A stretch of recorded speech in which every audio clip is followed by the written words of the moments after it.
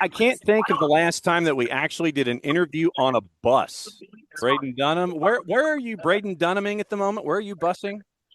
Yes, we just left Furman University. We're busing to Cary, North Carolina for, for our college cup debut.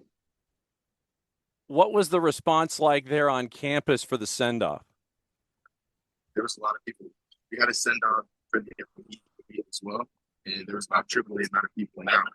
So just keep gaining fans and gaining support, and it's really nice. Yeah. No, it's with everything going on, you're looking at everything now. And this season, if I told you beginning of the year that you would be where you are right now, what would you say? I wouldn't doubt it. And we have a great team, came into a great program, and I've done my best to help. And yeah, I wouldn't be surprised. And I'm not surprised that we're here, and we're not finished yet. So when you look at the schedule, the one loss on the season, all the way back in September, what did you learn about yourself in that 1-0 loss that you've applied, that you've gone on this unbeaten run to this point right now? What did you learn in that loss that helped out the most with this run? Yeah, so it wasn't the best team that we lost to, but the team learned, and I learned that you can't take a break no matter what. No matter who you play, you can't take a break ever. Because we took a break for that one game, and even though we weren't the strongest opponent, we lost. And that just taught us that we can never take a break. And I think it was a good point in the season where we did lose, so that we learned that lesson early enough that we could do what we're doing now. I think it's more than a dozen different players that have contributed. You're third right now in goals scored for Furman. What's it like to have that kind of, you have that kind of offensive balance, to have that kind of effort from everybody, and where it's not just one guy that the opposition has to focus on. It's like they have to focus on a lot of different dudes. What's it like having that kind of balance? Yeah, I mean, I think our squad is very deep, and a lot of players contribute, and everyone has a place, and everyone knows their role, and everyone has a good role for the team's success. And so again, Hang on. There you go. You got the cell changed over. All right. So walk me through the Southern Conference. For someone who hasn't seen the SoCon this year, how would you describe SoCon soccer? I think it's just as good as other leagues. I mean, I know we're not the ACC or the Big Ten, but I think we can compete with all of them, and we're competing with them in the tournament. And you know, these SoCon teams, anything can happen. You saw UNCG make a little run in the tournament as well, beating number two ranked Virginia, right?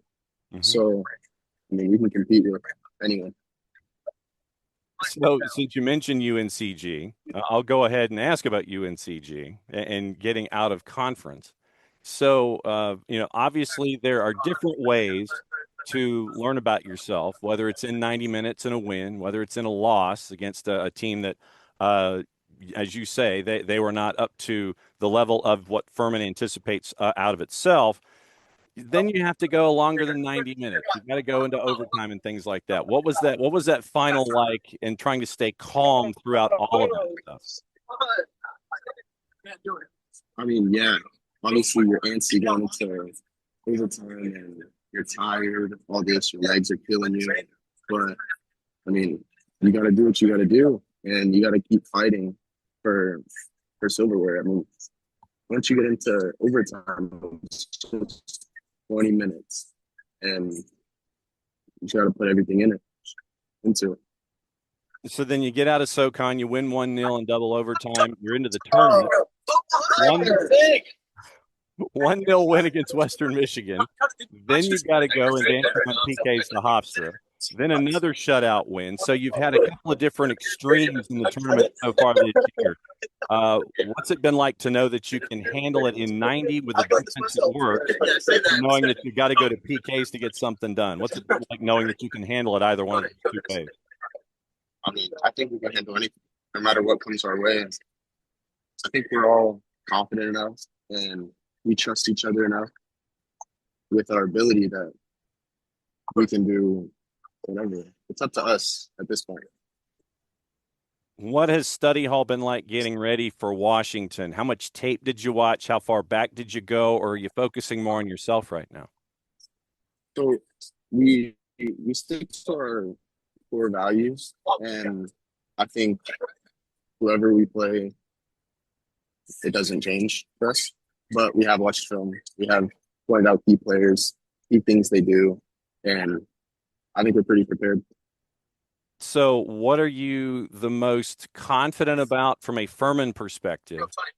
And what do you think Washington brings to the table that you've really got to keep an eye on in that matchup in the national semi? Yeah, so I think that we're a young team, full of energy, full of passion, and we're gonna fight no matter what. And that's the one thing that a lot of teams don't have is the fight for each other. And one thing I think Washington has is they're very blue collar, very hardworking, just like us. And I think obviously they're good at footy as well. So, but they're a blue collar team, very hardworking. What have you learned about yourself this year?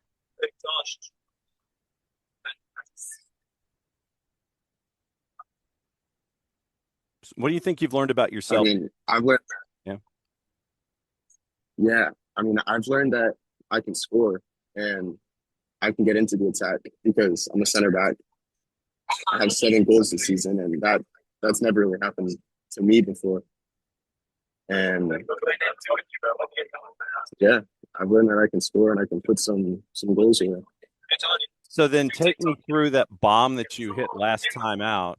Take me through that play. You look up and you're sitting there going, yeah, I think I can go from 45 here. What was going through your mind?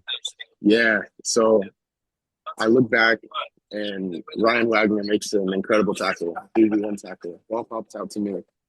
I really don't have anyone in front of me. So I look up and the goalkeeper's pretty far out. So I take another few touches. I look up again and the goalkeeper's still too far out. So I give it a rip and we're fortunate enough to go in.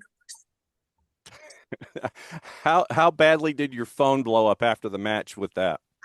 It was crazy. I opened my phone to countless notifications and just people texting me throughout the night. It was awesome. Everyone congratulated me, telling me how I'm feeling. It was pretty cool. One more question for you, since I know you're on the bus and you're on your way down, you're on your way over to Cary. Obviously, since we're based here in Atlanta, we got to see you with Atlanta United too. We got to see you with the academy, and we got to see you grow. When I mention Atlanta United as a part of your growth process that led you to Furman, how did your time as a five stripe help you and get you ready for Furman and a national semifinal and all the things that have come with it? Yeah, I mean, I was with them since I was 10 or 11 years old, so I can thank them for my development tremendously. And I really think that the MLS kind of style prepares you a lot technically and tactically, whereas the college play is more physical. So I've learned how to adapt physically, but I'm also thriving because I know how to play technically as well. And I can help my teammates in that way. And tactically, Well, Braden, obviously safe travels from Greenville to Cary. We're going to be watching the national semifinal. Hope it's a big weekend for Furman on the whole. Thanks for dropping by for a 1v1, a mobile 1v1. I think it's the first one that we've done, and we hope it's not the last. Safe travels. We'll be watching and keeping an eye on things. sounds good. Thank you so much.